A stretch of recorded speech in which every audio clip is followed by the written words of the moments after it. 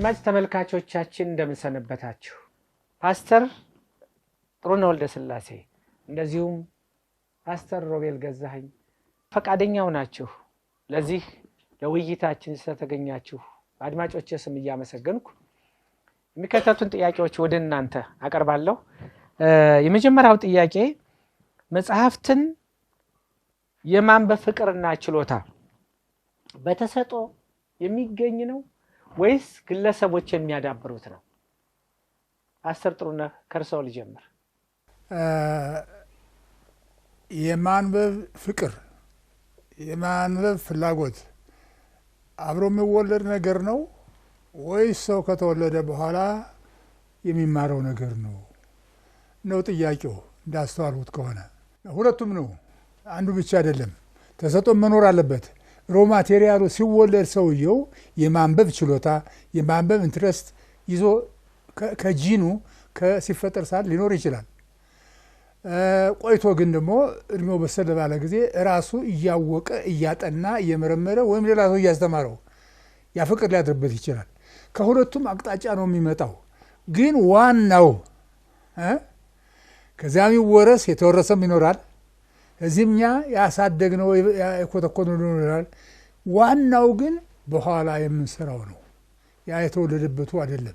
ሲወለድ ይዞት የተወለደው የማንበብ ፍላጎት፣ የማንበብ ችሎታ፣ የማንበብ ሰው የመሆን ጉዳይ የሚወርሰው ቢኖርም ወሳኙ ግን ወሳኝነት ያለው ሰውየው ከተወለደ ለቁም ነገር ከበቃ ለንባብ ከደረሰ በኋላ የሚያደርገው የሚኮተኩተው ኩትኳቶ ነው። ምሳሌዎች መጥቀስ ይቻላል። እኔ ስወለድ ኑሮኝ ይሆናል አላውቅም። ስወለድ የዚህ የማንበብ ፍላጎት ኑሮኝ አልኖርም። ነገር ግን ፊደል ከቆጠርሁ በኋላ ማንበብ ከጀመርሁ በኋላ ንባብን ማንበብ ፍቅር እንዲያድርብኝ ያደረገኝ አንድ መምህሬ የሰጡኝ መጽሐፍ ናት። ስለ ዮናስ ናት። መጽሐፏ ትዘለኛለች። አለቃ ሞቷ ይኖር ይባላሉ። ያቺን መጽሐፍ ሳገኝ ከውስጧ ምን አለ ብዬ ለማወቅ ጓጓ ነበረ እና የዛች መጽሐፍ ፍቅር ያቺ የለኝ፣ ሌላ መጽሐፍ የለኝ፣ ያቺ ብቻ ናት። ፍቅር ወደድኋት። መጽሐፏን ገልጬ አነበቧት፣ ደግሜ አነበቧት። ይሄ እንግዲህ እኔ እንዳነብ የረዳኝ ያ መጽሐፍ ነው። በኋላ ያገኘሁት ነገር ያቺ መጽሐፍ ናት። በስደቱ ጊዜ እኒሁ መምህራችን መጽሐፍቶቻቸውን ሁሉ ሰብስበው በሳጥን ውስጥ ቀብረው መሬት ውስጥ ቀብረዋቸው ኖሯል። በኋላ ሲያወጡ አንዳንዶቹ ሻግተዋል። ይችኛዋ ግን ምስጥ መብላት ጀምሮታል። መጽሐፏን ዳርዳሯን በልቷታል። ነገር ግን ከቃሉ ሲደርስ ሰው ያሉት ይመስላል። እዚያ ጽሁፉ ካለበት ያችን አልበላም። ያቺ ሁሉ ትዝ ትለኛለች። ያ ራሱ ኢንትረስት ፈጠረብኝ በውስጤ እና በኋላ ያለን ኢንትረስት ነው እና እዛ በኋላ ወደዚህ ወደ አዲስ አበባ ከመጣሁ በኋላ ቃቂም ኩይራም ቆየሁ። በኋላ አንድ ጓደኛ ነበረኝ፣ ዶክተር አሉላ ዋሴ ይባላል። አሁን ሲያትል ይኖራል። ሚዚየም ነው እሱ። የንባብ ሰው ነው። ገንዘብን ሁሉ የሚያጠፋው በንባብ ላይ ነው። መጽሐፍ ሞልቶታል። እሱን ጠጋ ብዬ ስመለከት ሰውየው ጥልቅ የሆነ እውቀት አለው፣ የመጽሐፍ ፍቅር አለው። ከሰው ጋር ብዙም እንትን የለውም፣ መጽሐፎቹ ጋር ነው እውቀቱ። እሱ አሳድሮብኛል። የማንበብ ፍቅርን እንዲያድርብኝ ያደረገ አንዱ እሱ ነው። አሉላ ዋሴ፣ ዶክተር አሉላ ዋሴ እና ከተወለድንና ካደግን በኋላ ያለን ኤንቫይሮንመንቱ ከባቢያችን ሁኔታ እሱ ነው ወሳኙ። የንባብ ሰዎች እንድንሆን ወይም እንዳንሆን የሚያደርገን ያ የኋለኛው ነው። የእኔ ልጆች ትምህርት የጀመሩት እዚህ ቀበና አድቨንቲስት ግቢ ውስጥ ነው። እኛ የምንኖረው ያን ጊዜ አቃቂ ነበር። እየተመላለሱ ግን እዚህ ይማሩ ነበር። የሚማሩት ደግሞ ከፈረንጆች ልጆች ጋር ነው። ታዲያ ከልጆቻችን ሁለተኛዋ ወደ ቤት ስትመጣ ለዊኬንዱ በቤት ስትሰነብት አንድ መጽሐፍ ይዛ ትመጣለች። ያን መጽሐፍ አንብባ ጨርሳ ሰኞ ስትመጣ ትሰጣለች። አንባቢ፣ ጥሩ አንባቢ ሆነች። በኋላ ጠበበ ቦታው ከዚህ ለሚሽነሪዎቹ ብቻ ነው እንጂ ለኢትዮጵያውያን ቦታ የለንም ብለው አስወጡ። የኛ ልጅ አስወጡብን፣ አዘነ፣ ወጡ፣ ሄዱ። ናቃቂ እንዲቀጥሉ አደረገ። እዚያው ነው ያለውበት። የገረመኝ ነገር ይቺ ልጅ ያቺው ልጅ ራሷ አቃቂ ከመጣች በኋላ ምን ሆነች መሰላችሁ? ጸጉር ሰሪ። እዛ ልጃገረዶች አሉ አዳሪ ተማሪዎች የጸጉራቸውን ስታይል መለዋወጥና ያንን ማሳመር የሚፈልጉ ልብስ ነው፣ ጫማ ነው፣ ትኩረቱ በዚያ ላይ ነው፣ በንባብ ላይ ነው። ንባቡን ጨርሳቶቹ ወደ ጸጉር መስራት በኋላ ተቆጣሁ። እኔ አቁሚ፣ ይችን ጸጉር መስራት አቁሚ፣ አሁን ወደ ንባብሽ ተመለሽ ያልኩበት ጊዜ ነበረ። ኢንቫይሮንመንቱ ነው ብዙ ጊዜ አንባቢ መሆናችን አለመሆናችን የሚወስነው ለማለት ነው። የተፈጥሮ ችሎታው እንዳለ ሆኖ በበለጠ ግን የሚገዛን የሚያሰራን ኢንቫይሮንመንታችን ነው፣ አካባቢያችን ነው። መልካም ፓስተር፣ እስኪ ዶክተር ሮቤል ደግሞ በዚህ ላይ ያንተን አስተያየት አካፍለን። አው ማለት ሁላችንም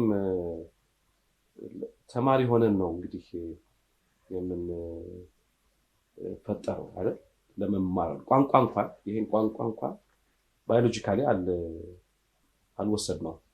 አሁን የምናወራበት ያለው ነው አማርኛ ማለት ነው። ያንዳንዳችን ማለት ተምረነው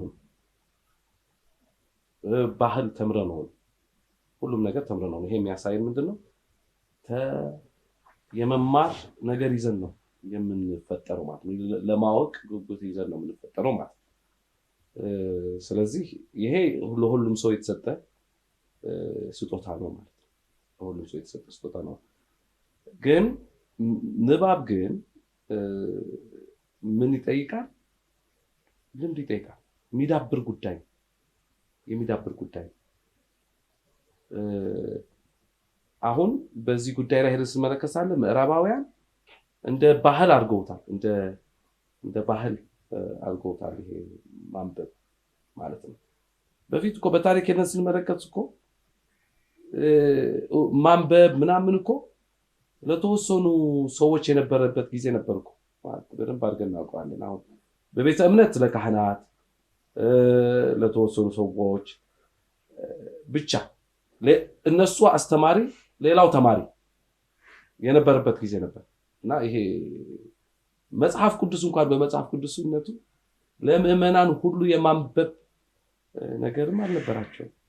ከዚህ ትልቅ በረከት እንኳን እየተከለከሉ ነበሩ ማለት ነው። ፍላጎትም እንኳን ቢኖር ዕውቀት እንኳን ቢኖር ነው እያልን ያለ ነው። የማወቅ ፍላጎት እንኳን ቢኖር ግን ከዛ በኋላ ከመጣ በኋላ ምንድነው ማድረግ ያለብን? ልምድ ማድረግ ነው ያለብን። ወደ አፍሪካ ሄደን ስንመለከት ደግሞ እውነት ለመናገር ያክል በአፍሪካ ሄደን ስንመለከት ኢንፋክት ለማንበብ እኮ ለማድረግ መጀመሪያ ፊደልን መቅረጽ አለበት አይደል? ፊደል እኮ መቅረጽ አለበት ለማንበብ። ፊደል የቀረጹ ሰዎች የራሳቸው ፊደል የቀረጹ ሰዎች ደግሞ በዓለማችን ያሉ ሰዎች ጥቂቶች ናቸው። አሁን ትልቁ ጥያቄ ፓራዶክስ የሚሆነው ብዬ የማስበው ለእኛ ምንድነው እኛ ፊደል ቀረጽን ከተባልን ሰዎች ጥቂቶች ነን አይደል እንዴ? አለን የራሳችን ፊደል የምንለው የራሳችን ስነ ጽሁፎች ሊትሬቸሮች አሉ። በዛው ልክ ግን አንባቢ ሰው ፈጥረናል ወይ? በዛ ልክ ግን የሚያነብ ሰው ነበረን ወይ? የማንበብ ባህሉ ነበረን ወይ? ወይስ ይሄ የፊደሉ ጉዳይ የዕውቀቱ ጉዳይ በተወሰኑ ማህበረሰብ ውስጥ ነበር የነበረው የሚለው ነገር ነው ጥያቄ የሚፈጥርልን። ምንም እንኳን የራሳችን ጽሁፍ ብንፈጥር ነገር ግን ኦራል ትራንስሚሽን ኦፍ ኖሌጅ ነበር የነበረን ቢርማን ነው። በምን ነበረ በደንብ አድርገን ለዛ ነው ፊደል ምንድነው መሐይም ነው የምንለው። ይሄ ፊደል ማንበብ የማይችል ሰው እኮ ብዙ ቁጥር እኮ ነበር ኢትዮጵያ ውስጥ የነበረው የራሱ ፊደል የቀረጸ ማህበረሰብ ነው። ያንን ግን ማስተማር አልቻለም ማለት ነው። ስለዚህ ለማንበብ እኮ መጀመሪያ ፊደላትን ማወቅ እሱን መማር ያስፈልግ ነበር ማለት ነው። ግን እኛ ሞሮፍ ከሌላው አፍሪካ ምንድነው አፍሪካውያን ማለት ነው ከሌላው አፍሪካውያን የሚያስገናኝን አንድ ነገር ቢኖር ምንድነው የኦራል ሰዎች ነበር። በደንብ የኛ ጋር የሚሰራው ምንድነው ተረት፣ እኛ ጋር የሚሰራ ምንድነው አባባሎች፣ እኛ ጋር የሚሰራ ምንድነው በተለያየ ጉዳይ መማርን ነበር ነገሮችን የምንይዘው ማለት ነው። ለዛ ነው ቄሶች መጥተው ሲያስተምሩ አናሎች ሲያስተምሩ እንሱን እውነትን ይዘውና በደንብ አድርገን የምንይዘው። ስለዚህ ዕውቀት ግን ይሄ ማንበብ ግን ተፈጥሯዊ ነው። ሳይሆን ልምድ ነው ባህል ነው መሆን ያለበት እኛ አገር ውስጥ የለስን መረከት ግን ለምን ፓስተር ጥሩነህ እንዳሉት ማለት ነው ሰው የኔቸርና የነርቸር ውጤት ነው ይላል አይደል እንዴ ኔቸር ማለት የባዮሎጂካል ነው ኢንቫይሮንመንትም ነው ይሁን ኢንቫይሮንመንቱን የሚቀርጻል ለዛ አይደል እንዴ አንድ ሰው ሲናገር ሳለ ሮቤት ገንዘብን ልታስቀምጥ የምትፈልግ ከሆነ አለ የምታስቀምጠው ሳጥን ላይ ታስቀምጠው አለ ምንድን ነው የሚባለው ሳጥን ላይ ሳይሆን በመጽሐፍ ውስጥ ከተተው በመጽሐፍ ውስጥ ከከተትከው ማንም ዞር ብሎ አያዩም የኛ ማህበረሰብ መጽሐፍን ስለሚፈራ ማለት ነው መጽሐፍ የምታነብ ከሆነ እኮ የምታብድ ነው የሚመስለው አይደል የኛ ማህበረሰብ የሰውዬ ላይ አብድ ነው መጽሐፍ አብዝተዋል ደግሞም ሊጠፋ ነው ወደ ሐሳዊ የሆነ ነገር ውስጥ ሊገባ ነው የሚባል ፍርሃትና ፎቢያ አለ በመጽሐፍቱ ውስጥ ግን እውነት ለመናገር ያክል በቂና ከበቂ በላይ የሆነ ሊትሬቸር አለ እኛ እንደ አገር ማለት ነው የኢትዮጵያ ቤተክርስቲያን ሄደን ስንመለከት አሁን በጣም ብዙ ስነ ጽሁፎች አላት ብዬ አምናለሁ ማለት ነው እና ያ ነገር ግን ወደ ህዝቡን ከማሰራጨት አኳያ ምንም አላደረግንም እንዲያውም ብዙ ነገሮቻችን እንኳን አንዳንድ ነገሮቻችን እንኳን ተወስደው ሌሎች ሰዎች ምንድነው የሚባለው ተጠቅመውበት ነው የምንመለከተው ስለዚህ ልምድ ማዳበር አለብን ብዬ አምናለሁ እንደ ማህበረሰብ የማንበብ ልምድ ማዳበር አለብን ብዬ አስባለሁ ልምድ ስለሆነ ለማለት ፈልጌ እግዚአብሔር ይባርክልኝ እውነት ነው የዕለቱ ጉዳያችንም ይሄ ነው ወደዚህ ውይይታችን እንድንመጣ ያደረገን ቅድም ፓስተር ሮቤል እንዳነሳው ቀደም ሲል ፊደል ከቀረጹ ጥቂት ሀገሮች አንዱ እኛ ነን እሱም ብቻ ሳይሆን ከመጽሐፍ ቅዱስን እንኳን ወደ መጀመሪያው በእኛ ሀገር ወደ መጣበት ግዕዝ ሲመለስ ረጅም ዘመን ነበረው እንግሊዝኛ ላይ ላቋርጥና ጋሽ ምረት ወደ ግዕዝ መጽሐፍ ቅዱስ በሚተረጎምበት ጊዜ በዛን ወቅት ማለት ነው ቶታ ይሄ እንግሊዝኛ ምናምን የሚባለው ነገር አይታሰብም ከነካቸው ማለት 5 ቋንቋዎች ብቻ ነበር በዛን ዘመን ምንድነው የሆኑት በራሳቸው ቋንቋ የተተረጎሙት ማለት 5 እንግዲህ ይህ ቀላል አድቫንቴጅ አልነበረ ቶሎ ብርሃን ከደረሰ ህዝቦች መካከል ውስጥ ነበር ያምናሉ በራሳቸው ቋንቋ የተተረጎመላቸው ማለት ነው በጣም ጥሩ እውነት ነው እንግዲህ ወደ ግዕዝ ወደ ሀገራችን እንዲመለስ የተደረገው የኛ ህዝብ እንዲያነብ ነው በጊዜው አሁን እኔ የሚመስለኝ ፊደል እንደመፍጠራችን ሌሎች ብዙ ጽሁፎች እንደማድረጋችን ወይም ደግሞ የእምነት መጽሐፎቻችን ሌሎችም ጭምር ወደዚህ ወደኛ ሀገር ቋንቋ እንደመተርጎማቸው ብዙ አንባቢ አልሆንም ለምንድን ነው የሚል ጥያቄ ነው ቅድም እናንተም ለውይይት ተነስቶ ልትመልሱ እየሞከራችሁ ያላችሁና እሱነን ነው መቼም ይሄ በዚች ውይይታችን ውስጥ ተጠንቶ እንዲህ ነው መልስ የሚያገኝ አይደለም እኛን ጠቁማለን ሐሳቡን ወስዶ ይህን ደግሞ እንደ ማህበረሰብ መጠቀም ያለብን ሁላችን ነው እንደ ቤተክርስቲያን ግን እኛ ቤተክርስቲያን በማንበብ ታምናለች ስለዚህ ህዝቡ አንብቦ እውነትና ሐሰትን መለየት አለበት ብስልን ከጥሬ መለየት አለበት ገለባን ደግሞ ከፍሬ መለየት አለበት ስለዚህ ማንበብ መልካም ነው በነገራችን ላይ ለእምነት ብቻ ሳይሆን ለምድራዊ ህይወትም ማንበብ መሰረታዊ ነገር ነው ቀላል አይደለም ጥሩ አንብቦ ጥሩ መቼስ ከፍ ያለ ሰው ምንድነው በመማር አለቃህን ቀንስ አይደል የሚባለው ከፍ ያለ ሰው ሁልጊዜም ህይወቱን አኖረው ከፍ ያለ ነው በትምህርቱ ደግሞ ያልተሳካለት ሰው እንደምናየው ድካሙና ውጣውረድ ይበዛበት ነው ማንበብ በብዙ ነገር ነፃ ያወጣል ቅድም ፓስተር ሮቤል እንዳነሳውና ይሄ መስተካከል ያለበት ነገር ነው ልንለው የሚገባ ነገር እና ማንበብን ከልማድ ይዳብራል ብለን የምንልባቸው ብዙ ነገሮች አሉ ብዙ ጊዜ መቼም ሁላችሁም አይታችኋል ውጭ ሀገርም ብዙ ጊዜ ተመላለሳችሁ ሰዎች ስለሆናችሁ እኔም በሄድኩባቸው በአውሮፕላንም በመኪናም ሳይ ካጠገቤ አንድ ፈረንጅ ካለ አንድ መጽሐፍ ይዟል እኔን ጨምሮ ግን ሌሎቻችን ወይ እናንቀላፋለን ወይ እናወራለን ይሄንን ያያት እውነቱን ለመናገር ግን ወደ ገጠር ሲገቡ ወደ ደቡብ አካባቢ ሲሄዱ አይቻለሁ ወደ ተለያየ አቅጣጫ ሀገር ውስጥም ሲመላለሱ አብረው ይሄዱ ፈረንጆችን አይቻለሁ እንዳልኩት በአውሮፕላንም አይቻለውና ከቦርሳው የማይዝ እና አውጥቶ ማያነብ ሰው አላየሁም እንደዚሁም ደግሞ ወደ ሶደሬ ድል አግኝተን እዛ በሙቀዋለ መታጠብ በምንሄድበት ጊዜ እኛ ሄድነው እኛም ብቻ ዘን ነው እና ከቻልን ለሟኛ ለምን የሚጠቅም ሌሎች ግን ያየኋቸው የውጭ ዜጎች ግን ከዛ በኋላ ወጥተው የሚያነቡት መጽሐፍ ዘው ያነባሉ እና ይሄ ምንድነው ካል እንደ ባህል ልናዳብረው የሚገባው ሊያድግ የሚገባው ነገር ነው ንባብን አላዳበር ነው ቀደም ሰው ከጸጉር ስራ ወደዚህ ላይ እንዳሉት እያንዳንዳችን ቤተሰቦቻችን የምንልበት መንገድ መኖር አለበትና ንባብ ማደግ የሚችል መሆኑን አሳይተውናል እነሱ እዚህ የጎደለን ነገር አለ ደና መተን አንድ ቦታ ላይ እኛ አልተከተልነው ነገር አለ እሱን የተቋረጠ ነገር ለመቀጠል ወደ ንባባችን መዞር ያስፈልጋልና እግዚአብሔር ሊሰጣችሁ ሁሉ መልካም እይታ ሌላኛው ጥያቄ የምናነባቸው መጽሐፍት አስቀድመን መለየት ይቻላል ወይስ እያነበብን ነው የምንለያቸው የሚል ሐሳብ አለና ለፓስተር እንዴት ምን ይመክሩናል ቀደም ለመግለጽ ሞክረዋል ሞክሬያለሁ እዛው ለቀጥል እሺ ዛሬ በአለማችን ላይ ብዙ መጽሐፍት አሉ እጅግ ብዙ ወደኛም እየመጣ ነው ወደ ኢትዮጵያ ድሮ ኢትዮጵያ ውስጥ ይሄን ያህል ብዙ መጽሐፍ አልነበረም አሁን ግን አንዳንድ ቡክ ስቶርስ አሉ እዛም ታገኛላችሁ እየመጣ ነው መጽሐፉ እየመጣ ነው ኢትዮጵያውያን ደራሲያንም እየመጡ ነው እና ያልነበሩ አሁን ብዙ ደራሲያን አሉ በርከት ያሉ ደራሲያን አሉ እየጻፉ ነው አዲያ የትኛውን አንብቤ የትኛውን ልተው ነው ጥያቄው አይደለም ይሄን ሁሉ ልናነብ አንችልም ስለዚህ ሴሌክቲቭ መሆን ያስፈልጋል መምረጥ ክራይቴሪያ ሊኖረን ይገባል የምናነበው መጽሐፍ ምንድነው ከሱ የምንፈልገው አስቀድመን ራሳችን ወስነን ምን አይነት መጽሐፍ እንደምናነብ ማወቅ አለብን በዚያ መሰረት ደንገስተን መምጣት ነው እንጂ የተገኘው ሁሉ ዝም ብሎ በመግዛት በማንበብ አይሆንም እንደዚያ ሊሆን አይችልም እሺ ጥያቄ ልጠይቀውት ፓስተር እሳሁን ከንባብ ልምዶት ከድሚዮት አንፃር ይገባውታል እነማን ደራሲዎችም ጥሩ እንደሆኑና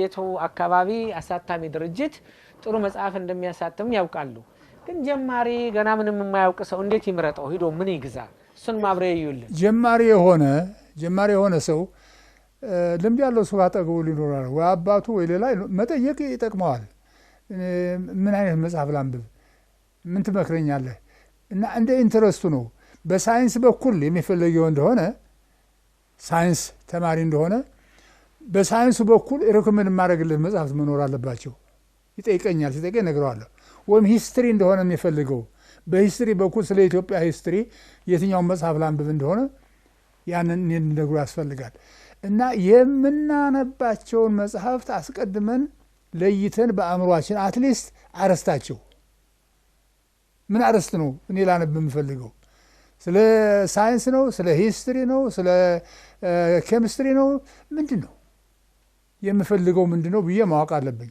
ያን ካወቅኩ በኋላ በዚያ በምፈልገው ላይ የሚጠቅሙኝን መጽሐፍት መግዛት ነው እንጂው ሆጄ ያገኘሁትን መጽሐፍ ገዝቼ መጥቼ ማንበብ እሱ አይረዳኝም እሱ ጥሩ አይሆንም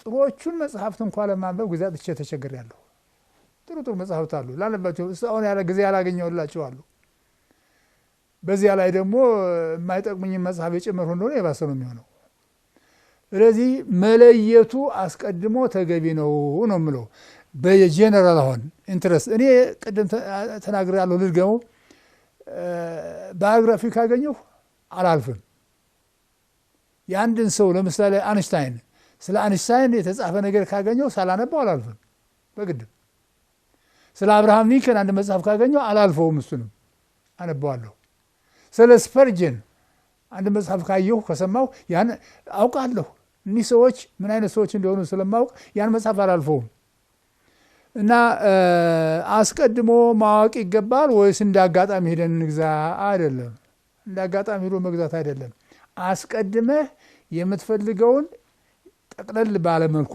የምትፈልገውን የንባብ አይነት መወሰን ከዚያ በኋላ ያንን መጽሐፍ ሄደህ በዚያ አርዕስት ላይ የምትፈልገውን መጽሐፍ መግዛት መልካም ፓስተር ሌላ ቤት ስራ ሰጥተውናል አንደኛ ለመምረጥ ራሱ ያሰው አንባቢና ብስልና ጥሬውን የለየ መሆን አለበት ሌላኛው ለቤተሰቦቹ መርጦ ይሄኛው መጽሐፍ እንዲህ ነው ያኛው እንዲህ ነው ብሎ ለመክፈል ማንበብ አለበት አሁን እኮ ችግራችን ይሄ ነው እኛ አውቀን ሌሎቹን ለማሳወቅና ለመምራት የኛ ዝግጁነትና ያለንበት ደረጃ ነው አሳሳቢ የሆነው በየቤቱ ገብተን የምናየው ይሄ ነው። እንደውም አንድ 6 ኪሎ ዩኒቨርሲቲ የሚያስተምሩ ዶክተር ፈቃደ የሚባሉ አሉ። በዚህ ዘመን ወደ ቤቱ መጽሐፍት ገዝቶ ከሚገባ ይልቅ አሉ 1 ኪሎ ስጋ ዞ መግባቱን የሚመርጥ ወላጅ በስተዋል ይላሉ። ክፋት የለውም ለልጆቹ ሊሆን ይችላል ለራሱ ማደን። ነገር ግን ይህን እንደመገብነው ሁሉ ወዳችን ማለት ነው ይህን የሚመግብ የመግዛቱ ነገር ላይ ይዳበር አይደለም። ይህንን የጎደለንን መሙላት የምንችለው እንዴት ነው? እስኪ ፓስተር ሮቤል ደግሞ ያንተን ልምድ አካፍለን። አሁን እንግዲህ እዚሁ ጥያቄ ላይ በጣም ፓስተር በደንብ አድርጎ መልሶታል ብዬ አስባለሁ። አሁን እንኳን አሁን አንድ መመረቂያ ጽሁፍ በትምህርት ዓለም እንኳን መመረቂያ ጽሁፍ ስንጽፍ ሊሚቴሽን የሚባል ነገር አለ። አንተ ራስህ አውቀህ ምን የምታደርገው ማለት ነው የምትወስነው ማለት ነው። አንጓል ለምትሆነ ይሄ አያስፈልገኝም። ስለዚህ በዚህ ኤሪያ ላይ ፎከስ አደርጋለሁ። አሁን ባይዘው አንባቢ ለመባል እንኳን አይደለም የምታነበው። ግን መጀመሪያ ፓስተር ሮቤል እዚሁ ላይ አሁን መምረጥ የምትችልበት አለ። መጀመሪያ ስትጀምር መርጠን ያነበብከው ወይስ ተመርጦ ተሰጥቶህ ነው? ቅድም አንድ ጣፋጭ ታሪክ ጀምራል። ከዛ ቀጥለ ግን ያነባሃቸው መጽሐፎችና አሁን ዛሬ ብዙ ጊዜ ቢሮም ስገባ ማያቸው እነዚህ በየቦታው የምትገዛቸው ውጭ መደ ብዙ ጊዜ ገዝተህ መምጣት ትወዳለህ። ብዙ መጽሐፍ ነው የምትወደው አንተ ከልብስ ይልቅ ወደ እሱ ታዘወትራለህና ያንን ልማድ እንዴት አገኘው? ዝም ብለህ አንብበህ መረጥክ ወይስ መጀመሪያውኑ ሰው ነግሮህ ወደ ምርጫ ገባ? እንዴት ወደዚህ ደረጃ ደረስክ? ሰውስ እንዲመጣ አሁን ፓስተር የጠቆሙን ነገር አለ። እንዴት እናደርገው? መፍትሄ እየሰጠን እንዳለ። ጥሩ እንግዲህ እኔ አሁን ቄስ ነኝ እና ቄስ ስለሆንኩኝ መጀመሪያ ምንድነው ይሄ መጽሐፍ ቅዱስን በደንብ አድርጌ እንድረዳ ከዛ አልፎ ተርፎ አገልግሎት ደግሞ እንዴት በደንብ አድርጌ እንድረዳ የማገለግለውን ማህበረሰብ በደንብ አድርጌ እንድረዳ የዓለምን ሁኔታ ደግሞ ያለንበትን ፍልስፍናዊ ሁኔታ ርዕዮተ ዓለማዊ ሁኔታ ያለንበትን ጊዜ ምናምን ምን እንደሆነ እንድረዳ የሚያደርጉኝን መጽሐፍቶችን ማንበብ ወዳለሁ። ከራሴ ኢንትረስት አጓያ ነው የማነበው እንጂ ሌላ ነገር አይደለም። አሁን ስለ የኢትዮጵያ ታሪክ ለማንበብ ብፈልግና ምንድነው ባደርግ ኢትዮጵያ ውስጥ ስላለሁ የማገለግለውን ማህበረሰብ ምን ማድረግ አለብኝ? ማወቅ አለብኝ። የታሪክ ተቃርኖ አለ ወይ ማወቅ አለብኝ። ስለ አንድ ማህበረሰብ ጉዳይ ለማወቅ ከፈለኩ ምንድነው የሚያስቡት፣ ምንድነው የሚያምኑት፣ ምንድነው የሚያደርጉት ስለማገለግለው ማህበረሰብ እንዳቅና እንድረዳ ያን ነገር የምረዳውና ያን ነገር ማነበው። ስለ ፍልስፍና መጽሐፍቶች አሁን ይሄ አንዳንድ ጊዜ የግሪክ ፈላስፎችን ነገር ለማንበብ የምፈልገው ለምንድነው ቢባል በቤተክርስቲያን ታሪክ ውስጥ በጣም የግሪክ ፍልስፍና ከዚህ ከክርስትና ጋራ በጣም በተለይ ከመጀመሪያ ምንድነው የመጀመሪያ ክርስትና ቤተክርስቲያን ስለ የአይሁድ ተጽዕኖ ከሐዋርያት ጋር ስለሄደ ከዛ በኋላ እነዚህ አበዎች የምንላቸው የቤተክርስቲያን አበዎች ቸርች ፋዘሮች የሚባሉ በሙሉ ግሪኮች ነው የሆኑት። ስለዚህ የግሪክ ፍልስፍና ከምን ጋር ገብቷል? ከዚህ በተለይ የፕላቶ አስተሳሰብ የምና ስለዚህ እሱ ምን ነበር የሚያስበው፣ ምን ነበር የሚያምነው፣ ምንድነው እምነቱ የሚለውን ነገር ምንድነው ማወቅ ፈልጋለሁ። እሱስ ከቤተክርስቲያን ጋር እንዴት ነው ያያያዘው? ከዚህ አኳያ ነው ከራሴ ኢንተረስትና ምንድነው በቤተክርስቲያን ውስጥ ያለውን እውቀት ከማስፋት አኳያ እንዲረዳኝ ነው ይሄን ነገር የማደርገው። ስለዚህ እያንዳንዱ ደግሞ በራሱ አሁን ሐኪሞች አሉ አይደል?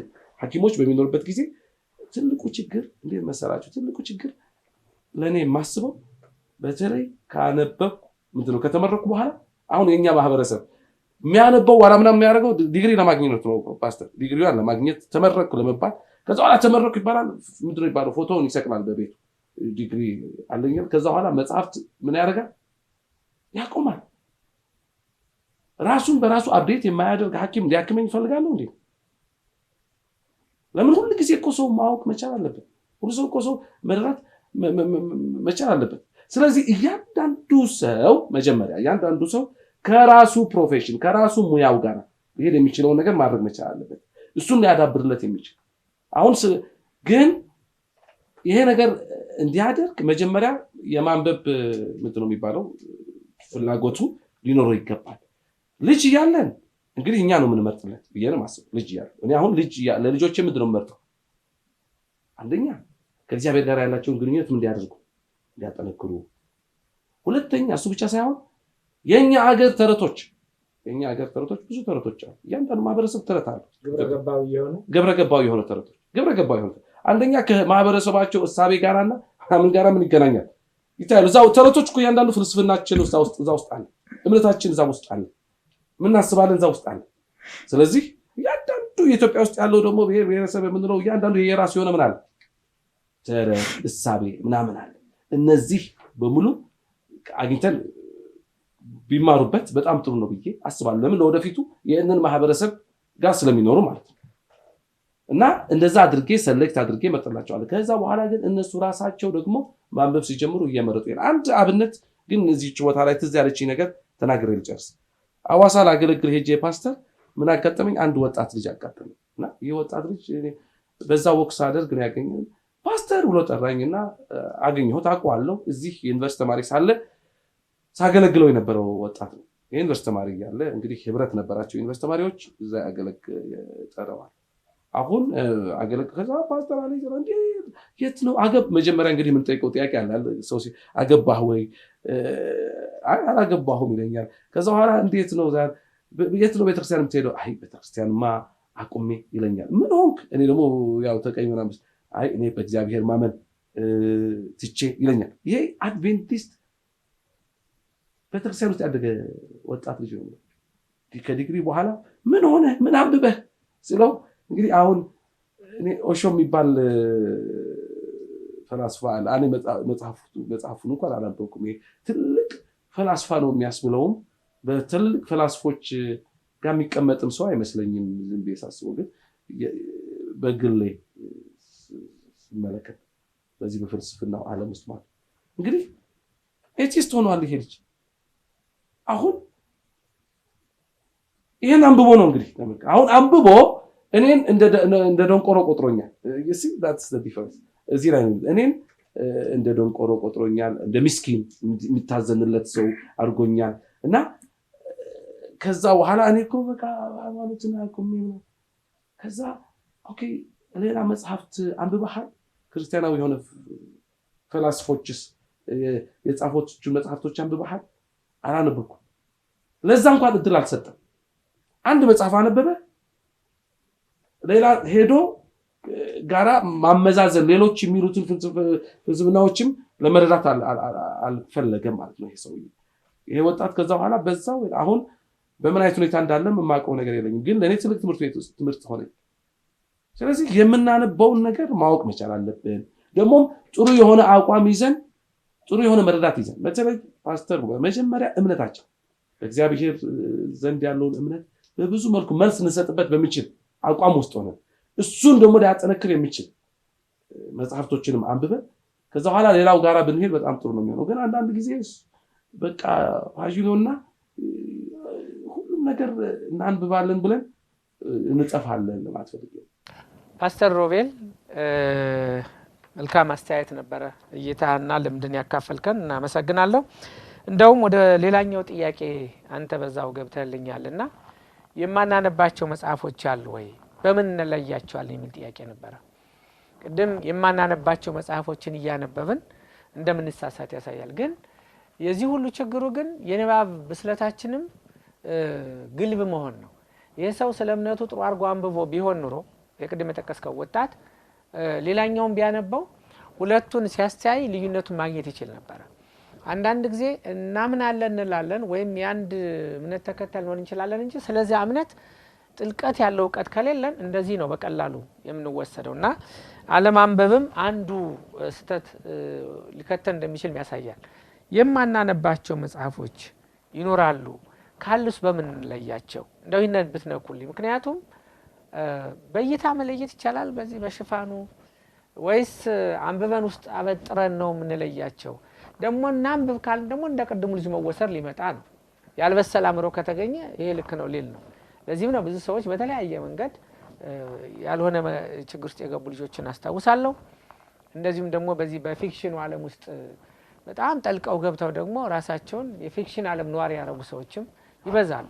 በተለይ የዘመኑ ፊልምም እንደምታውቁት የሚነሳበትና የሚያርፍበት የራሱ የሆነ ችግር ስላለው መርጦ የሚያይ ስለሌለ በሁሉም የመናጥና የመቸገር ችግር እናያለን።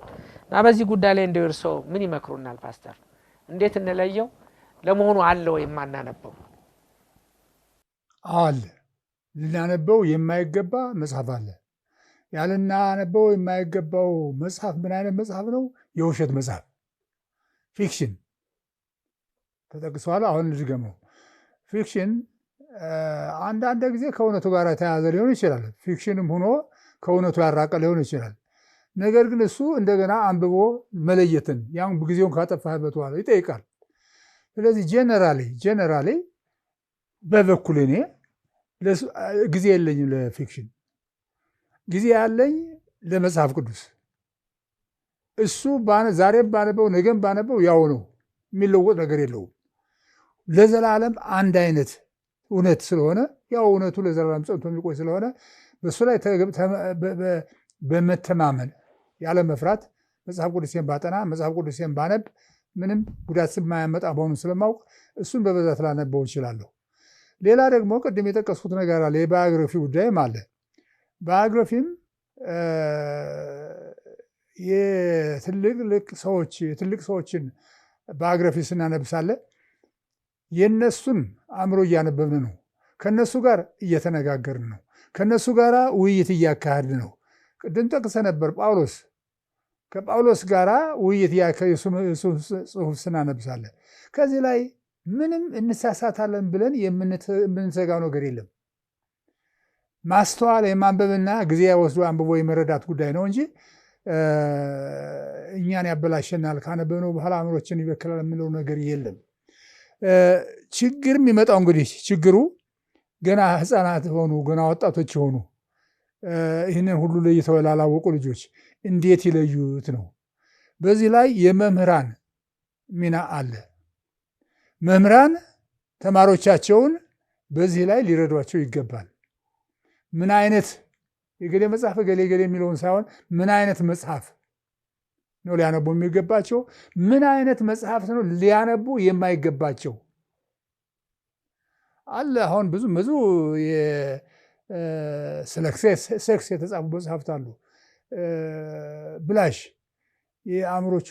ወጣቶችን አእምሮ የሚበክል ያንን ሁሉ ለይተን አስቀድም ጄኔራል በሆነ መልኩ ለይተን እንዲህ ያለውን ኤሪያ አትሄዱበትም፣ ጨርሶ እንዲህ ያለው ኤሪያ ትሄዱበታላችሁ። እንዲህ ከምትሄዱበቱ መካከል ደግሞ ከዚያም መካከል የሚበጠር ይኖራል እና መምህራን ሊረዱ ይችላሉ፣ ወላጆች ሊረዱ ይችላሉ፣ የቤተ ክርስቲያን ፓስተሮቹ ሊረዱ ይችላሉ፣ ወንጌላውያን ሊረዱ ይችላሉ። በዚህ ላይ ካነበቡት ካስተዋሉት ለልጆቹ እንዲህ ያለው መጽሐፍ አይበጃችሁም፣ እንዲህ ያለው ይበጃችኋል ብለው አስተሳሰብ ሊሰጡ ይችላሉና እንደ መምሪያ የሆነ ነገር ሊናገሩ ይችላሉ ብዬ አስባለሁ። እውነት ነው። በዓለም ላይ የተበተኑ ብዙ መጽሐፎች አሉ፣ እኛም ጋር ተተርጉሞ ምን ብለው የገቡ አንዳንዶቹ እንደውም ጾታዊ ነገሮች በሙሉ ተፈጥሯዊ ናቸው። ሰው አንዲት ሴት ለአቅመ ሔዋን አንድ ወንድ ለአቅመ አዳም በደረሰ ጊዜ ተፈጥሯዊ በሆነ መንገድ ተፈቃግደው ህይወታቸውን በጋራ የሚመሩበት ነው። ግን ይህንን ተፈጥሯዊ ነገር በመጽሐፍ ማስተማር እንደሚቻል ሁሉ የተለያየ የፍቅር ጥበብ የሌላኛውን ፍቅር አይደለም ሰው የማፍቀርን ሳይሆን ይሄ ጾታዊ ፍቅርን የሚጠቁሙ አንዳንድ ጽሁፎች አሉ ሳይኮሎጂስትን የሚሉ። ምናልባት ይህንን ባለሙያዎች ቢናገሩት መልካም ሊሆን ይችላል። የዛ ባለሙያ ስላልሆንኩ ያው መናገር ደፍሬ አልችልም። ግን ብዙዎቹ ወጣቶችን ሲከቷቸው ያየኋቸው ግን ያለ እድሜያቸውና ያለ ደረጃቸው ወይም መሄድ በሚገባቸው መንገድ አቋርጠው ጥፋት ውስጥ ሲገቡ ነው ማየው። በዚሁ ተያይዞ አሬ እናቶችም ህፃናትም ወጣቶችም አብረው የሚያዋቸው እጅግ አስቸጋሪ ፊልሞችን እናያለን። ነው አንዳንዶቹ ይተቻሉ። አሁን አንዳንዶቹ ንዲት ለማድረግ ይሞከራል። በዚህ በኩል አረቦቹ ሳይሻሉ አይቀሩ። አንዳንዶቹም ከሚያስተላልፏቸው ይቆርጣሉ። ለምሳሌ ሁለት ሴትና ወንድ ወደ መኝታ ክፍል ሲገቡ በራፉን ከዘጋ በኋላ እዛ ቀጥሎ ያለውን ነገር ሊያሳዩን የሚሞክሩ ፊልሞች አሉ። ይሄ የሰው አእምሮ ምን ያህል እንደሚጎዳ ወጣቶችን ወዳልሆነ አቅጣጫ እንደሚገፋ ሳይታወቅ ቀርቶ አይደለም ሆን ተብሎ ለማበላሸት ይመስለኛልና እንደነዚህ አይነት ነገሮች የማይታዩ የማይነበቡ ብቻ ሳይሆን የማይታዩ ፊልሞችም አሉና እሱንን ትኩረት ማድረግ ተገቢ ነው። መንፈሳዊ የሆነ ሰው አእምሮውን ሊጎዳ ሊበክል ሊመርዝ በሚችል ነገር ላይ መዋል የለበትም። በመጽሐፍት ዓለም እንደዚሁ ውሸት ቅድም ያሏቸው አሉ። ልቦለድ ወይም ፊክሽን የምንላቸው አብዛኛዎቹ ፈጠራዊ ከሆኑ አይሆኑም የለሉ ለምሳሌ ታስታውሱ ከሆነ ሎርድ ኦፍ ዘ ሪንግስ የሚል አንድ ፊልም አለ አይደለም ፍጹም ምድራዊ አይደለም ወይም ደግሞ ሌሎች አሉ የለሉ ነገሮችን ያሳያሉ የነሱ ለወደፊት ሊሆን ይችላል ግን የነዚህን ወጣት ይገነባል አይገነባም የሚለው ላይ ተመዝኖ እንደዛ አይነት ነገሮች እንኳን የሚታዩ የሚነበቡ እንዲሆኑ ቢደረግ መልካም ነው ግን እሰው ደግሞ ሌላ መጽሐፍ እንደሚያነባው ቃለሁ በተለይ የታሪክም ምሁር ነው እና በዚህ ላይ የእርሱ አስተያየት ምንድነው ደው በትኩረት ማድረግ ወደ መጽሐፍ ቅዱስ ነው ብለውኛል እኔ ደግሞ መጽሐፍ ቅዱስ ብቻ ሳይሆን ታሪክም አዘውትረው ባዮግራፊ የበለጠ እንደው ሲያነባው ቃለሁና እንደውስ ማንበብስ የሚሰጠን ጠቀሜታ አለ ከዚህ ከእምነትም ጋር ከአገርም አብሮ ከመኖር ጋር የሚጠቅመው ነገር አለ ታሪክን ማንበብ በጣም ነው የሚጠቅመው በተለየ ሰባኪ ለሆኑ ሰዎች ትንቢትና ታሪክ አብረው ብዙ ጊዜ አብረው ይሄዳሉ እና ያን ታሪክ ደግሞ ካላነበብን በስተቀር ልናውቀው አንችልም አሁን ቅርብ ጊዜ የተጻፈ አንድ መጽሐፍ አንድ ቀን እንዲያውም በጸሎት ቤት አምጥቼ ለሰዎች አሳይቼ ነበርና ኢንሳይድ ዘ ሪቮሉሽን የሚለው መጽሐፍ የትንቢትን መጽሐፍ ቅዱስና እሱን አብረህ ስታነብሳለህ ጎን ለጎን ሲሄዱ ታገኛለህ መጽሐፍ ቅዱስ የተናገረውን አጉልቶ ሲነግር ታያለህ አጉልቶ ሲያሳይ ታያለህ እና ታሪክ ለመጽሐፍ ቅዱስ በጣም ደጋፊ የማይሆን ነገርም አለ ስተትም አለበት ይህንንም ማመዛዘን ያስፈልጋል ታሪኩም የተጣመመ ታሪክ እንደ ሂትለር እንደጻፈው ማይንካፍ እንደሱ አይነትም አለ ከእግዚአብሔር ጋር የሚያጣላ የሰውን እንዲህ ያለው ዘር ጨርሶ መጥፋት አለበት የሚል ሰዎችን ዘራቸው እንዲህ ከሆነ መማለቅ አለ አይሁዶችን ለማጥፋት ነው ሲሞክር የነበረው ያም አለ ግን የሚያዝ ከታሪክና መጽሐፍ ቅዱስ ጋር የተገናኙ ነገሮች ስላሉ ታሪክን ማንበብ ጠቃሚ ነው በጣም ጠቃሚ ነው ታሪክንና መጽሐፍ ቅዱስን ለማገናዘብ ታሪክን ማንበብ እንዲህ አድርጎ እንዲህ ያለ ድል ሲገኝ ሁለቱም ማጣመር ያን ጊዜ ሰዎች ይሰማዋል ስብከትም ጥሩ ይሆናል ይህንንም ለማድረግ የሚችለው የሚያነበው መምህር ነው የማያነበው ግን ወዮለት የማያነበው ሰባኪ ስራውን ያጣል ብዬ እፈራለታለሁ ስራውን ያጣል እውነት ነው ትክክለኛ የእግዚአብሔር ሰጣውን ስራ ያጣል ደሞዙን ባያጣም እና ንባብ በተመቸ ጊዜ በተገኘ ሰዓት ለማንበብ መሞከር አለብን ብለዋልና አንዳንድ ሰዎች ደግሞ ግን በዛ ወጣ ያለ አስተሳሰብ አላቸው ምናልባት የእናንተ ልምድ ታጋሩናላችሁ ምንድነው የሚሉት ለቁርሳችን ምሳችን ናራታችን ቢያንስ ሁለቱን ሳንበላ መቼም ቀኑ ያልፈም አይደል ካላጣም በስተቀር ሁሉ ለዛ ሊመደብለት ይገባል የሚሉ አሉ በማንኛውም ነገር ግን ይሄ የንባብ ጊዜ በቤተሰብና በአብዛኛው ነገር ጎልቶ አይታየም እንደው ሲገጥም ወይም ገሌ ጥሩ መጽሐፍ ነው ብሎ ሲጋብዝ አለዛም አንድ ሰሞን በሚዲያ ሲጠቀስ ነው ሰው ወደዛ ሄደውና እንደው ምን ትላላችሁ እንደው በማዕድ እንደምናየው ወይም ሌሎች ሰዎችም እንደተስማሙበትና ብዙ አንባቢዎች እንደሚገልጹት ራሱን የቻለ የንባብ ጊዜ ቅድም ፓስተር ወደ እና ባለቤቴ ሳናነባ አንተኛም እናቴም እንደዛ ነበሩ ብሏልና ብዙ ሰዎች የዛ አይነት ጠባይ ያላቸው አሉ ምንም ይሁን ምንም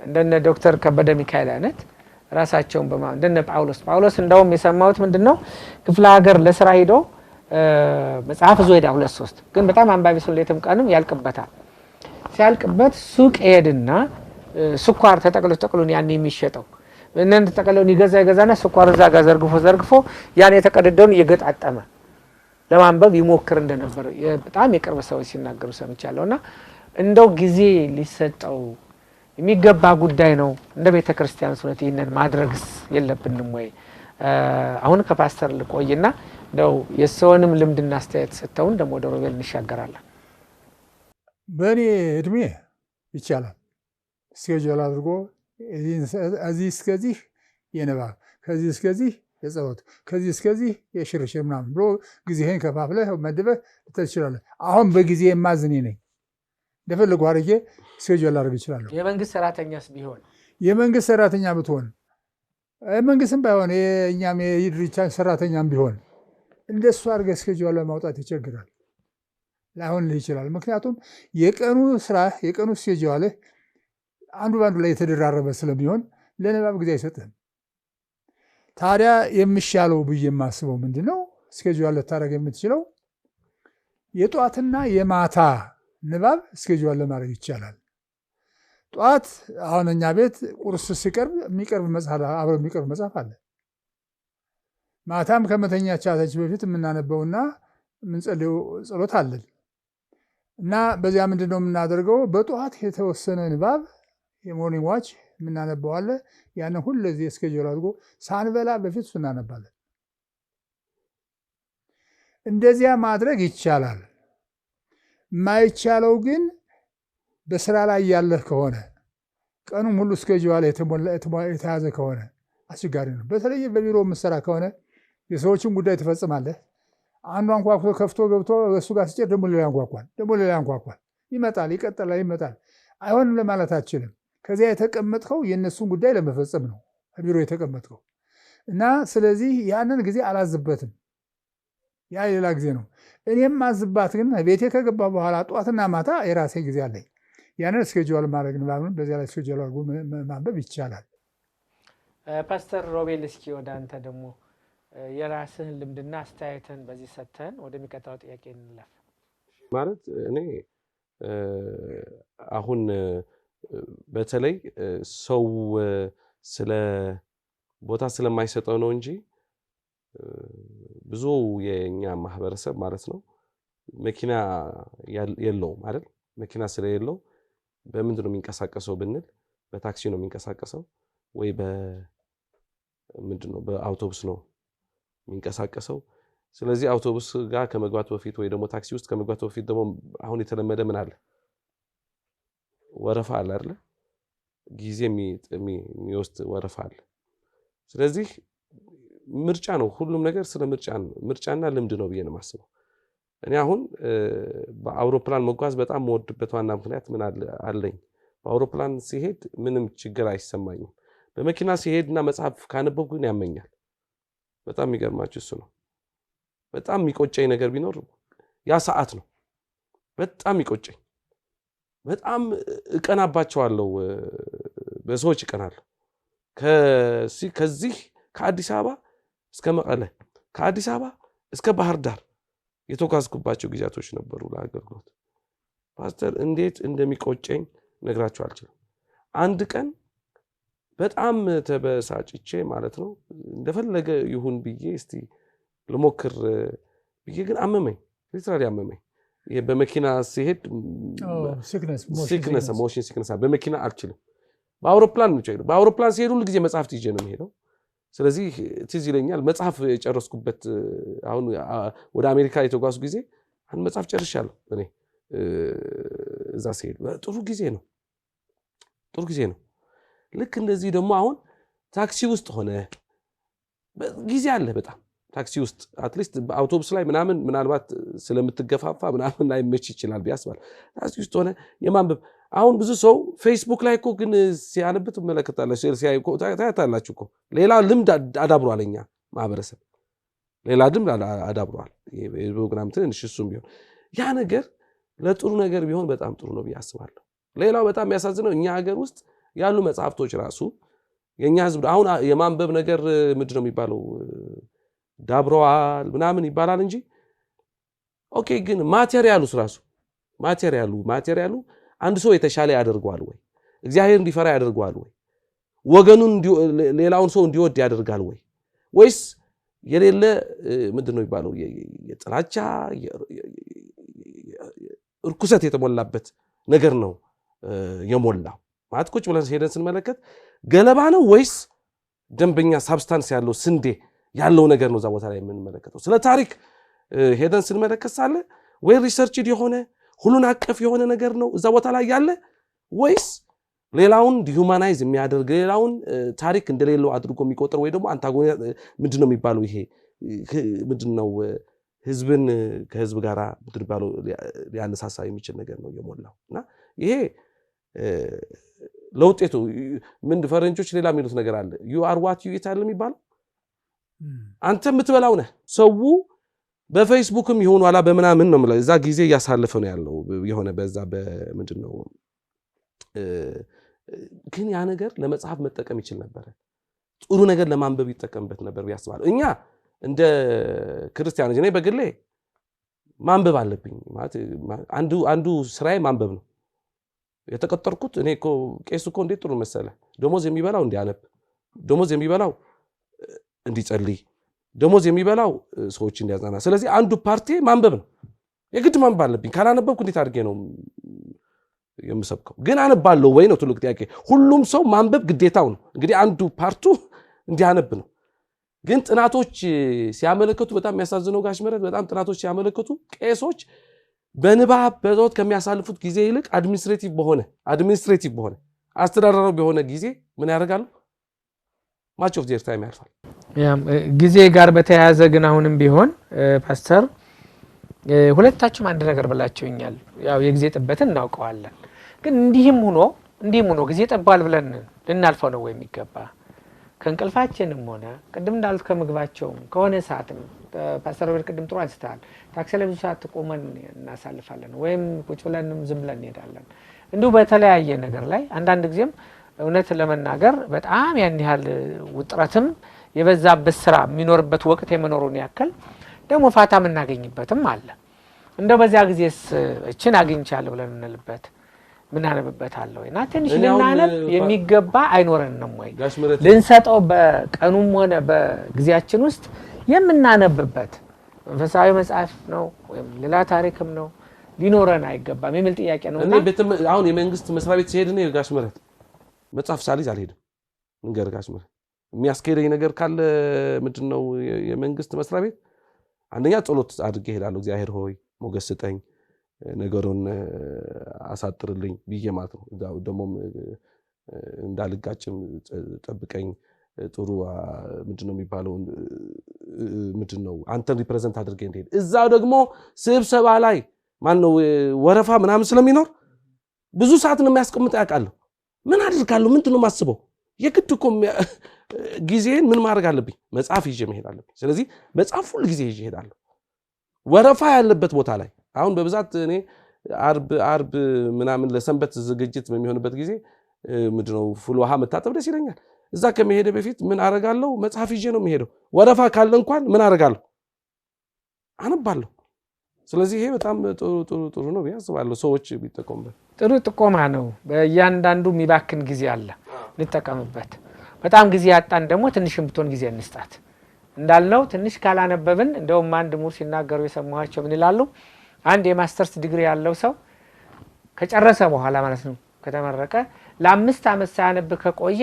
ተመልሶ ልሙጥ ማህይም ይሆናል ይሄ ተጠና ነው ብለዋል እውነትም ነው ሁሉ ነገራችን ከኛ ይወሰዳልና እያነበብን እንዳንረሳው ወይም ሌላ እየጨመርን እንድንሄድ ጊዜ መስጠት ያስፈልገናልና ደግሞ ፓስተር ቅድም ጥሩ ነገር አናረጅም ብለዋል እውነት ነው አምሮ ያረጅም አምሮ ካራጅ ደግሞ ያካልን ነገር አብሮ ያግዘዋል ማለት ነው እሺ እኛ ይህናልን መጽሐፍ ቅዱስ ደግሞ ስለምና ምን ይላል ምንድነው የሚለን ስለንባ ምን ይናገረናል ይሄ ፓስተር እርስዎ ምን ይላል እንደ መጽሐፍ ቅዱስ ጥሩ ምክር ይሰጣል በሁለተኛ ጢሞቴዎስ ምዕራፍ 2 ቁጥር 15 ላይ እንደዚህ ይላል በእንግሊዝኛ በተለይ እንግሊዝኛው ቆንጆ ነው study to show thyself approved unto God a workman that needed not to be ashamed rightly dividing the word of truth ይላል study to show thyself approved unto God a workman that needed not to be ashamed rightly dividing the word of truth የእግዚአብሔር ሰራተኛ ቃሉን የእግዚአብሔርን ቃል በሚያቀርብበት ጊዜ በሚጣፍጥ መረጃ ያለው ታሪክ ጋር የተቀላቀለ የሚጣፍጥ አድርጎ ማቅረብ ነው የሚገባው ማጠና ከሆነ ማንብ ከሆነ ግን መጽሐፍ ቅዱስ ይህንን ሰው ምን ይለዋል ሳታችሁ መጽሐፍን ባለማወቃችሁ ይላል ሳታችሁ ባለማንበባችሁ ተሳሳታችሁ ከዚህ ያለ ከመጽሐፉ ከእጃችሁ ከያዛችሁት መጽሐፍ አለ ይህንን ነው ሲላችሁ የነበረ እና ስተዲ አጥና ነው። አንተ ወንዝ አንዳንድ ጊዜ ይደርቃል አለ ወንዝ ይደርቃል። ያደረገ ጊዜ የሚጠጣ ነገር አይተት ሰባኪም አንድ ጊዜ ሊደርቅ ይችላል። ሰባኪ ካላነበበ ይደርቃል። ትክክል። ያቺውን ነገር መልሶ ያቺውን ቢናገር ህዝቦቹም ይጠሉታል፣ ይሰለቻሉ። የሚያነብ የሆነ እንደሆነ ገና ሲመጣ ሰዎቹ ደስ ብሏቸው ነው የሚቀበሉት። ስለዚህ አንብቦ ሪች የሆነ ምግብ አዘጋጅቶ ሲቀርብ ደስ እያለ ትመገባለህ፣ ተምረህ ትወጣለህ። የማያነብ መምህር የማያነብ ሰባኪ ስራቸው መልቀቅ አለባቸው። ያስማይ ሪኮሜንዴሽን መተው አለባቸው። እውነት ነው። አይሆንም። እዚያ ዝም ብሎ ደሞዝ ማግኘት ይቻላል ያን እያደረጉ። ነገር ግን ብንደኛ ነው ያ ሰውዬ፣ ብንደኛ ሰራተኛ አይደለም፣ ብንደኛ ነው። እንደዚያ እንዳይሆን የምታስተምረው ትምህርት ሰዎች ወደ ይሄ መምህር በመጣ አሁን የሱ ፔሪየድ በደረሰልን ባስተማረ ሰባኪም ቢሆን እንደዚያው ሊሆን ነው የሚገባው። ይሄ ደግሞ ከማንበብ ጋር የተያያዘ ነው። ምንም ጥያቄ የለውም። መጽሐፍ ቅዱስም በዚህ ቀዳሚ ነው። ሰዓታችሁ መጽሐፍን ባለማወቃችሁ የስህተት ትምህርት የምናስተምረው መጽሐፍን የማናነብ ቢሆን እንደሆነ የምናነብ ከሆነ ትክክል ልናስተምር እንችላለን። አንድ ጥያቄ ከዚህ ከወረቀቱ ላይ የጻፍከው አለ ኢንትረስትድ ሁኜ ስመለከተው ነበረ እና እውነትም አንብበሃል ማለት ነው። ከየት እንዳገኘኸውም እንጂ አልተጻፈም በዚያ ላይ። ግን መጽሐፍ ቅዱስ ያለ ጥቅስ ነው የጠቀስከው። እግዚአብሔር ይገለባብጣቸዋል ይላል የማያነቡትን ሰዎች። እዚያ መጽሐፍ ነው፣ ከመጽሐፍ ቅዱስ እኮ ነው። እና አለማንበብ ለሰውየውም ጥሩ አይደለም፣ ለጉባኤውም ጥሩ አይደለም፣ ለማንም አይጠቅምም። ድራይ አፕ ይደርቃል፣ ሰውየው ይደርቃል፣ የሚናገረው ነገር አይኖረው። ልጆች ጸሎት ቤት ነበሩ ይባላል አንድ ጊዜ እና በኋላ መዝጊያውን ጸሎት ፓስተር ገሌ ያርጉልን ሲባል ይሰማሉ ነው ልጆች። ያን ጊዜ ቀስር ውልቅ ትተው ሄዳሉ ጸሎት። በኋላ ትንሽ ቆይተው መጥተው ሲደርሱ አሜን ሲባል ትክክል ይደርሳሉ። አሜን ሲባል አብረው እዚያ እንደነበሩ አሜን ይላሉ። እንዴት ታወቃችሁ አሉ። የአባታችን ጸሎት እናውቃታለን፣ ምን ያህል ጊዜ እንደምትጨርስ። እሺ የአባታችን ጸሎት አባቴ ሲጸልይ 5 ደቂቃ ይወስድ እንደው 2 ደቂቃ እንደው 3 አውቃለሁ ነው የሚሉት። እንደዚያ ሊሆን አይገባውም ነው የምለው። እንደዚያ ሊሆን አይገባውም። ሰዎች ምን እንደምናገር አስቀድመው ያውቃሉ ማለት ነው። ሳንመጣ በፊት ሳንሰብክ ምን እንደምንሰብክ ያውቃሉ። መቼም እናውቀው ነው፣ ሌላ ነገር አይናገርም። እንቅልፍ የሚተኙ ይሆናል። መልካም ፓስተር፣ እውነት ነው። መጽሐፍ ቅዱስን ጥሩ አቅርበዋል። ወደ ፓስተር ሮቤል ከመሄድ በፊት ይሄ ድሮ ብር ጌጥ አለ መስቀል ምን የሚያደርጉትና ከሆነ ጊዜ በኋላ ይዝጋል፣ ወደ አረንጓዴ ነገር ነው የሚሆነው። ከዛ ወደ አንጥረኛ ቤት ሄድና መኮላት ነው የሚባለው፣ መኩላት እንደገና ታድሶ ይመጣል። ስለዚህ መጽሐፍ ቅዱስም የምትታደሱት እያለን ነውና ሰው ሲያነብ እንደተባለው መጽሐፍ ቅዱስ እንዳለን እኛ እንታደሳለን፣ ሰው እናድሳለንና እስኪ እንደው የመጽሐፍ ቅዱስን ሌላ ደግሞ ፓስተር ማለት አንደኛ መጽሐፍ ቅዱስ እኮ ቁጭ ብለን እንደ ስነ ጽሁፍ ብናየው፣ እንደ ስነ ጽሁፍ በዛ ልጀምር ብዬ ነው እና በጣም የሚገርም እኮ ነው። ግጥም አለው አይደል? የግጥም እንደ ስነ ጽሁፍ አሉት አይደል? የተለያየ አይነት ዘውግ ነው ምንድነው የሚባለው በአማርኛ? ይሄ የተለያየ አይነት የስነ ጽሁፍ አሁን ታሪክ አለው። ታሪክ ሄደን ስንመለከት አይደል? ዘውግ ባላቸው እንኳን ይለያያሉ። ሁሉንም ይይዛል መጽሐፍ ቅዱስ በጣም እንደ ስነ ጽሁፍ አጭሩም ረጅሙንም ግጥሙንም አፖካሊፕቲክም የተለያየ አይነት የሊትሬቸር እንደ ሊትሬቸር ሄደን ስንመለከት ማለት የሚገርም መጽሐፍ ነው። በጣም ደስ ይለናል። አንድ አይነት ወጥ መጽሐፍ አይደለም። ስለዚህ በተለያየ መልኩ የስነ ጽሁፍ መልኩ ግን ስለ እግዚአብሔር ፍቅር ነው የሚነግረን። እግዚአብሔር በዚህ ምድር ውስጥ ያሉ የስነ ጽሁፍ ነገሮችን ተጠቅሞ ማለት ነው። መዝሙርም ሁሉ አለው መጽሐፍ ቅዱስ ውስጥ። መዝሙር እኮ ነው፣ መዝሙር ሳይቀር ያለው ነገር ነው። ስለዚህ አንደኛ መጽሐፍ ቅዱስ ኢንተረስቲንግ፣ በጣም ደስ የሚል የሚስብ መጽሐፍ ነው። በጣም አዎ ከዛን ጀምር ብዬ ነው እኔ አሁን ለኔ ከመጀመሪያ እሱ ነው ኢንትረስት የሚያደርገኝና በተለያየ አይነት መልኩ ከዛ በመከተል መጽሐፍ ቅዱስ የተሰጠን እንድናከብረው ብቻ አይደለም አሁን መጽሐፍ ቅዱስ ማክበር በጣም ጥሩ ነው የእግዚአብሔር ቃል ስለሆነ ምን እናደርጋለን እናከብረዋለን መጽሐፍ ቅዱስ ከሚያከብሩ ማህበረሰብ ውስጥ ነው የተፈጠርነው እኛ ለመጽሐፍ ቅዱስ ትልቅ ክብር አለን ስለዚህ ጥሩ ነው መጽሐፍ ቅዱስን እንስማለን አይሁዶችም ይሰማሉ ምንም ችግር የለም ስመን እናስቀምጣለን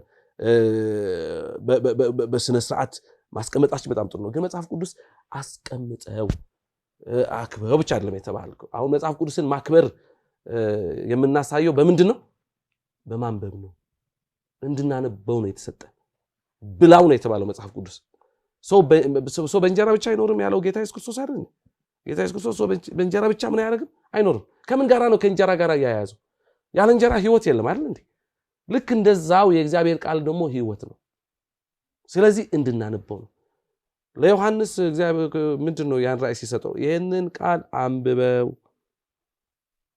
ሸረራው ከዛ በኋላ ደግሞ ተግብረው ስለዚህ መጽሐፍ ቅዱስ እንድናነብ ይፈልጋል ሰው ዕውቀት ከማጣቱ የተነሳ ምንድነው የሚለው መጽሐፍ ቅዱሳችን ጠፍቷል እኮ ነው የሚለው ስለዚህ ይህ መጽሐፍ በጣም ይገርማችኋል ከፈለግን የታሪክ አዋቂ ያደርገናል አሁን ቁጭ ብለን ስለ ባቢሎን ስናጠናኮ የመጀመሪያ ሜሶፖታሚያን ሲቪላይዜሽን እናጠናለን እዛ ቦታ ላይ እንገባለን ከዛ በኋላ የፐርሺያን ነገር እናጠናለን ከዛ በኋላ ግሪክ መጽሐፍ ቅዱስን ብቻ በማጥናታችን ብቻ አንዳንድ ሰዎች ይላሉ አንተ ይሄን ሁሉ የታሪክ ነገር ከየት ነው ያመጣኸው ይላሉ እንዴ መጽሐፍ ቅዱስ እኮ ዝም ብሎ እኮ ፊክሽን አይደለም ፊክሽን እኮ አይደለም በአንድ ወቅት የነበረ ነገር እኮ ነው አሁን ስለ ባቢሎን ለማጥናት ስለ ባቢሎን ያልከኝ ታውቃለህ ስለዚህ አንብቡ የተባልንበት ዋና ምክንያት ለዛ ነው እንድናነብ ነው እንጂ ምንድነው ባለው እንድናደርገው ብቻ አይደለም አትፈልግም በጣም ጥሩ ፓስተር እስኪ አንድ ነገር ልጨምር ፈልገው እዚህ ላይ እሺ ለዚህ ጥሩ ምሳሌያችን ጌታ ኢየሱስ ክርስቶስ ነው ማቴዎስ ምዕራፍ 4 ስናነብሳለ ሰይጣን በፈተነው ጊዜ ተጽፏል እያለ የመለሰው ያን ጊዜ ሰይጣን ትቶት ሄደ ይላል ኃይል አለው ተጽፏል ብለን የምንጠቅሰው ከእግዚአብሔር ቃል የምንጠቅሰው ጥቅስ ኃይል አለው ከውስጡ እንደኔ ንግግር አይደለም ከውስጡ ኃይል አለው አንዲት ጥቅስ ብዙ የራሳችን ፍልስፍና ከመናገር አንዲት ጥቅስ መጥቀስ ይበልጣል ትክክል ተጽፏል ያለ እንደሆነ ያን ጊዜ አቆመ ሰይጣንም ይሸሻል እና እኔ በጣም ይገርመኛል ጌታ ኢየሱስ ክርስቶስ የዩኒቨርስ ፈጣሪ አስቀድሞ ዓለምን የፈጠረው ወደዚህ ዓለም ከመምጣቱ በፊት መጽሐፍ ቅዱስ ያጠና ነበር ራሱ ዘዳግም እኮ ነው ሲጠቅስ የነበረው ተጽፏል እያለ ዘዳግም ምዕራፍ 6 ነው የጠቀሰለት ለሰይጣን እና አንድ ሰባኪ ኃይለኛ ሰባኪ ሊሆን ከፈለገ ተጽፏል ማለት አለበት ይህንን ያጠቃለላችሁበት መንገድ እጅግ መልካም ነው ምክንያቱም ብላው ብዙ ጊዜ ዘይቤው አነጋገሩ ጥልቀት አለው ካልበላን እንደማንኖር እኛም እናውቃለን አይደል ምንም ገለጻ የለው ደግሞ ካላነበብን መኖር እንደማንችል የተገለጸልን መጽሐፍ ቅዱስን ብላው እሱ እንደ ምግብህ ያስፈልጋል ይያለን ነውና ስለ ንባብ መጽሐፍ ቅዱስ እጅግ ሰፋ አድርጎ ነው የነገረንና መልካም ነው በዚሁ አጋጣሚ ደግሞ እናንተ ሁለታችሁም የማስተውል ህዝብ ይገለበጣል የሚለውን የመጽሐፍ ቅዱስ ጠንከር ያለ ማሳሰቢያ ቅድም ብላችኋል ማስተዋል ከየት ይመጣል ካልን የሚመጣው ከየት ነው ከማንበብ ነው ስናነብ ነው እምነቱንም በቅጡ የምናውቀው ስናነብ ነው ታሪኩንም በቅጡ የምናውቀው ስናነብ ነው እኛ ለለት እንኳን የሚሆነንን ነገር ለይተን የምናውቀውና ስለማንበብ ለዛሬ የነበረን ውይይት በጊዜ ምክንያት እዚህ ላይ ይቆማል ሳምንት ወይም ሌላ ጊዜ ይህንኑ ደግሞ ክፍል ይዘን እንቀርባለን እንግዶቼን ዛሬም ላመሰግናቸው እወዳለሁ ጊዜያቸውን ሰውተው ይህን የመሰለ ውይይት እንድናካሄድ ልምዳቸውን እናም ያገኙትን አገልግሎት ሁሉ በስፋት ስላካፈሉን እግዚአብሔር ባርካችሁ ማለት እወዳለሁ ተመልካቾቻችንም አብራችሁን ስለቆያችሁ በአዘጋጆችና እንደዚሁም በዚህ በአባላት ስም በካሜራማኖቹ አመሰግናለሁ ደግሞ የሳምንት ሰው ይበለን ሰላም ቆዩ